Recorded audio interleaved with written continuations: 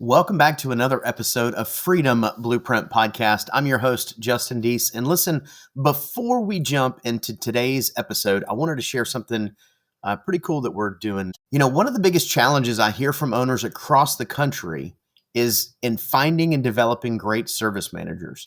And honestly, that's exactly why we created Service Manager Academy. This is a 12-week program to help your managers go from top performing technicians to confident leaders. In this program, they'll learn how to lead their teams, protect gross profit margin, and create a culture of accountability and success. If you want the business to run smoother and grow stronger, check out servicemanagertraining.com. That's servicemanagertraining.com. Now, let's get back to the next episode. Running a home service business is hard. So how is it that some people make it look so easy? Well, we'll tell you. This is the Freedom Blueprint Podcast. It's always good to hear the wins that successful contractors have. But have you ever thought that the best advice would be to hear about the speed bumps they encountered, the mistakes they've made along the way? We're going to talk about the good, the bad, and the ugly. We want you to be successful and avoid the mistakes others have made. Let's get this party started. Welcome to the Freedom Blueprint Podcast. Now your host, Justin Deese.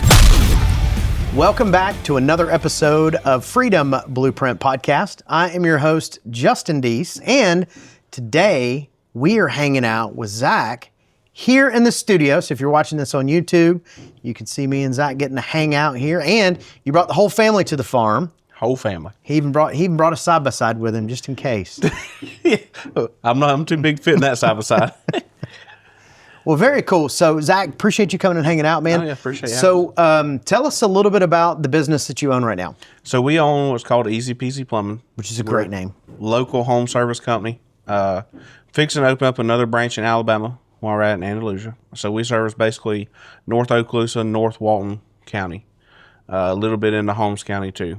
Okay. So, we do anything plumbing and septic. So, we also do septic installs, repairs, pumping, whatever. Pretty much, we do that. We have several trucks on the road. You know, obviously branding's a major thing. We do all branded vehicles. Yep. If you ain't branded, you're blanded. And there's lots of blanded. There is, yeah. There's a so Zack is. How long did it take you to get here? 45 minutes, an hour, maybe. About an hour. Okay, so he's not too far. Just a run down I-10, and you're in a market where there's not as much competition because you're in a little bit of a rural market, and obviously getting into Andalusia is a pretty, I think, a wide open market. There's not so many competitors. There's not any big branded businesses up there. There's a lot of chucking the trucks. There's not even many chucking trucks. Yeah? There's I think we done our research. I think there's one or two plumbing companies. They're mainly construction. Okay. It's mom and pop construction companies. There's a few electrical companies, few AC companies. There's one septic service company that also says they do hydrojetting and snaking and other full service plumbing. Okay. But they just started very recent too. So. Man, Andalusia, for anybody who is listening to this, Andalusia is a little bitty town in Alabama, South Alabama, so LA, baby. But it is growing, and there is, financially, it is a growing area. So the last market census, I think they had 47,000 people. Really? Is what it was up to. It's growing rapidly. Well, this whole area has really taken off over the last 15, 20 years. You know, for a long time, we lived in Navarre, and when I was growing up, I'm getting up there in age, but when I was growing up, Navarre had like 5,000-6,000 people that lived in it, and now it's in that 40, getting into that 50,000 I range. know being a kid, like you wanted to go see a desolate beach, and my parents tried to show me how it was when they was kids down in Destin. You went to Navarre and drove the strip, and there was nothing. I went through there. We went through there about a year ago, come back to Pensacola, because I was going to show my kids. Yeah. There's houses everywhere. There's a houses little everywhere. strip where it's just road and beach, but it's mainly houses. Yeah, they've done a pretty good job of keeping the commercial, like there's only one hotel on the beach. So it's all, residential, not a lot of commercial out there, which is nice. So anyways, so Andalusia is definitely growing, which is really cool to see that area, because we were talking about side-by-sides earlier, and we all go ride pretty close to that. In between Bruton and Andalusia is a place called Bogs and Boulders that we love to go ride. And so you haven't been up there. We haven't been up there together, although there's no chance we haven't been up there at the same time before. No chance. So next time we go, we'll have to all go. Have to all get together. Yeah. It's about 40 minutes to there from us. Yeah, we're about an hour and 15 from here, so not too bad. So tell us a little bit about Easy Peazy Plumbing. How did that even start? What gave you that itch to do it? I was working for another company. I was managing construction, obviously, because everybody thought, construction's where it's at. Big ticket items, construction. And managed that. Construction's a rat chase. Found another company that was a whole service company. So they did AC, plumbing, electrical, and built the homes. They were also a construction company. Okay. So I put in an application there, got an offer. It was significantly more than what I was making. I knew I was being underpaid for what I was managing and what I was doing. So anyway, I left from company A that I was at and went to company B. And whenever we went there, was making more, stayed there for about a year and a half, and that company slowly started to tank off due to the owner making some bad investments and the owner not doing some right things. Yeah. And so anyway, we went from there, and I had 17 employees I was managing, doing 2 trades there, AC and plumbing, and I had all the clientele that was talking to me directly. Well, when all this word started getting out, the clientele wanted me and the employees wanted me. Matter of fact, they all showed up at my house one afternoon. They're like, hey, we got to do something. So it's like, looked at my wife and said, well, I guess we're starting a business. So got licensed. Anyway, started a business, started doing construction. We was booming. We was doing good. And then we realized that we weren't actually making for what we were doing. Yeah, you started learning that busy is not profitable. Busy is not always profitable. Yeah. Sometimes you make more in the slow times. Yeah. More efficient in the slow times. Yeah. So anyway, we was doing that, and we started slowly transitioning. We phased out the name of that company, and we switched to service, and we started doing Easy Peazy Plumbing.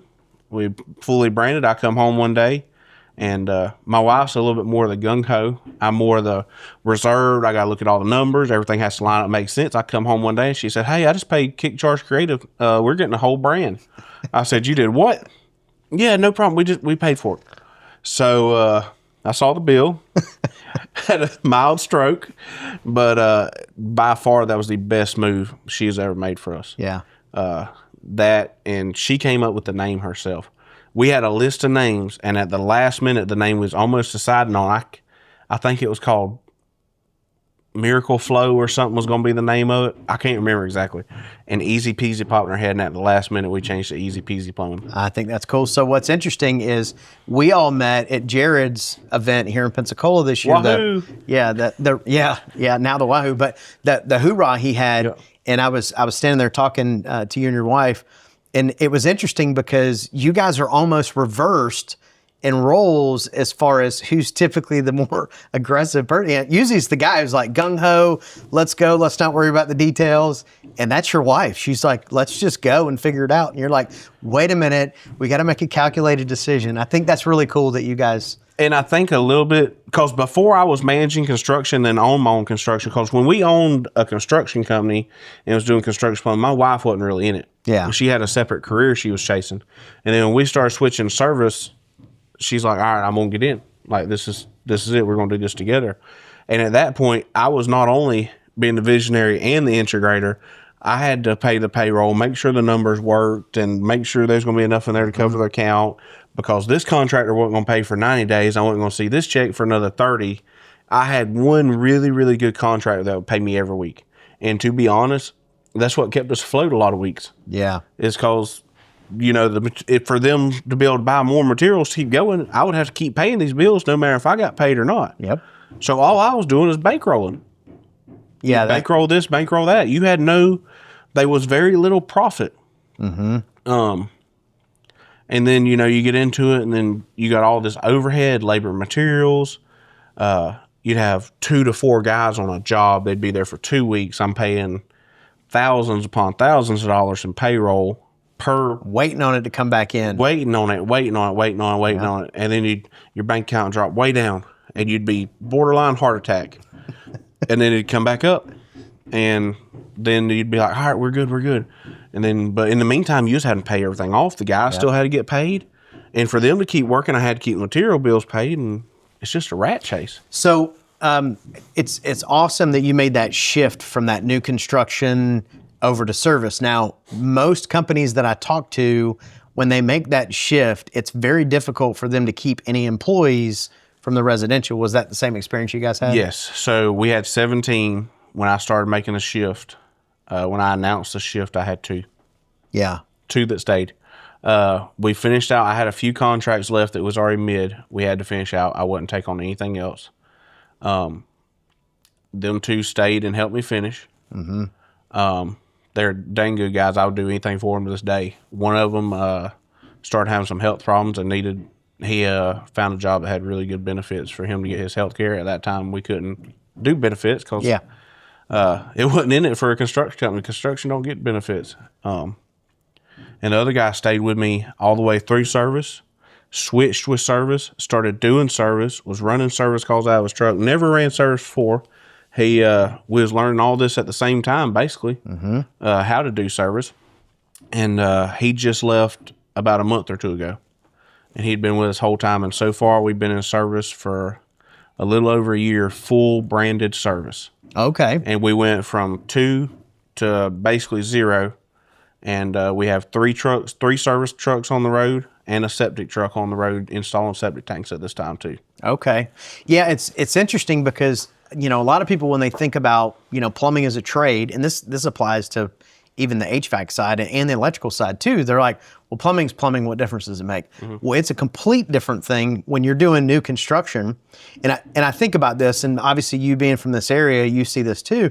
You know, you'll go through neighborhoods where they're doing new construction, and these guys are in their work boots, these cut-off shorts, no shirt, cigarette hanging out of their mouth, and they're probably phenomenal plumbers.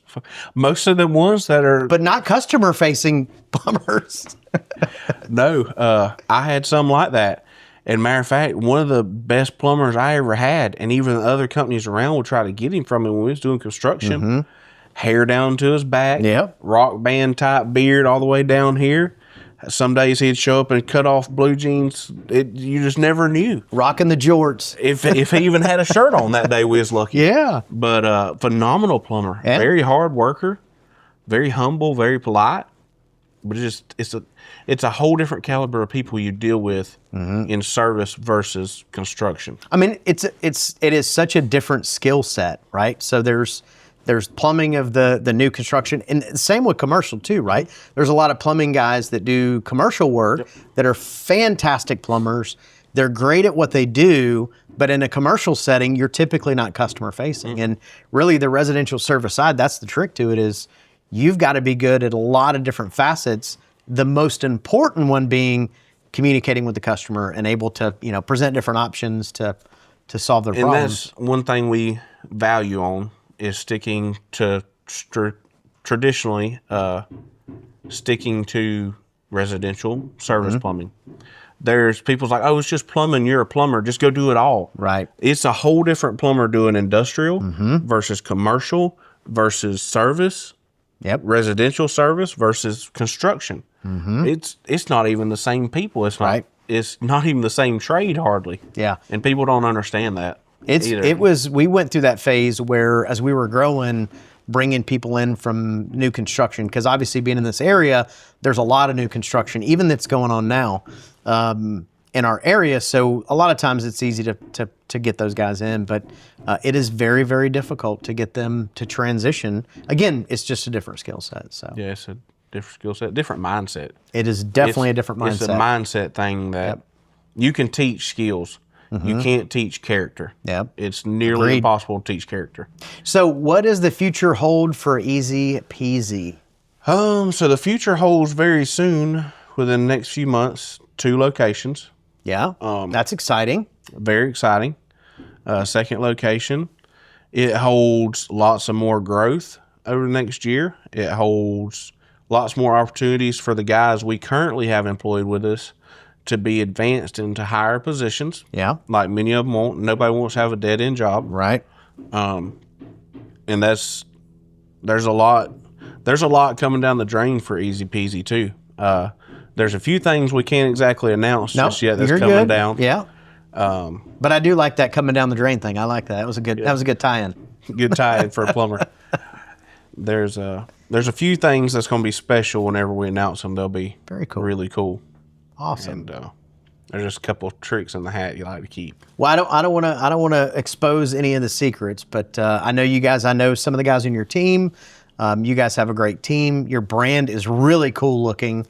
I think the markets that you guys serve is unique. I think there's a lot of people. If you go south of those counties, it's bombarded with companies. And you guys are in a good spot. That's one reason we kind of stayed where we were. Yeah, we still have a high presence of other plumbers. There's a lot of other plumbers in the area, but the market is not flooded, quote unquote, like other areas of our region. Yeah.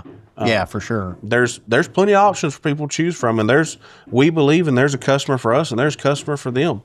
And we pride ourselves on being the highest service company. We pride ourselves on providing the best service to our customer at all costs. We want them to have the best experience and the best service with us. So I want to highlight something that you just said that I think a lot of people have a hard time grasping, and it's that everybody's not your customer. Mm-hmm. And that's 100% accurate. And you said this even earlier than that. You talked about, well, if you're plumbing, why don't you do this? And once you do that in the new construction. And it's because you guys are serving a very specific client and you know what your avatar is for a customer. And that is going to help you guys succeed and grow. And that is awesome. And I'm very glad that we got to meet. And so, yeah, thanks for coming and hanging out. Let's go play out on the farm, man. Yeah. Appreciate it, man. Thank you, man. Appreciate you having us. Appreciate you guys coming and hanging out. You've been listening to the Freedom Blueprint Podcast. Information is useless if not applied. So take what you've learned and go and implement it. We hope you've enjoyed the show. If you did, make sure to like, rate, and review. We'll be back soon. But in the meantime, find us on social media at Freedom Blueprint for Home Services and hit the website at www.freedomblueprintpodcast.com. See you next time.